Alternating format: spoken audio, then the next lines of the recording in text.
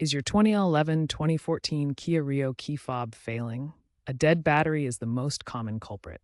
This video shows you how to quickly and easily replace it yourself, saving time and money. We'll cover everything you need, step by step. Your 2011-2014 Kia Rio key fob uses a CR2032 battery.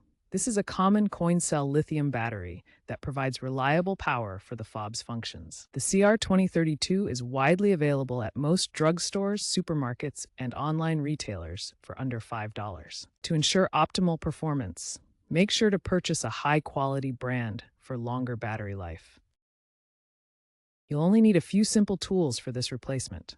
A small flathead screwdriver works, but a dedicated key fob pry tool is better to prevent damage. You'll also need the new CR2032 battery. A soft cloth is optional to protect the fob's surface. Locate the small seam on the key fob where the two halves meet. Gently insert the flathead screwdriver into the seam and twist to pry the fob open. Some models may have a release button that you'll need to press first before prying. Be careful not to apply too much force, as you could damage the plastic casing. Once the fob is open, you'll see the CR2032 battery. Note the battery's orientation with the positive side up. Use a non-conductive tool, like a plastic spudger or even your fingernail, to gently pry the battery out of its holder. Avoid using metal tools here to prevent short circuits or static discharge.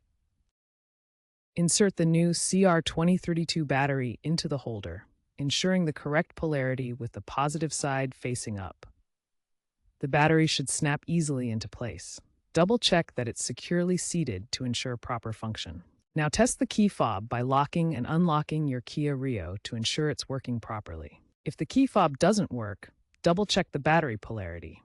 Ensure the positive side is facing up, and verify that the battery is making good contact with the terminals. If issues continue after battery replacement, the problem may require professional assistance for reprogramming the key fob.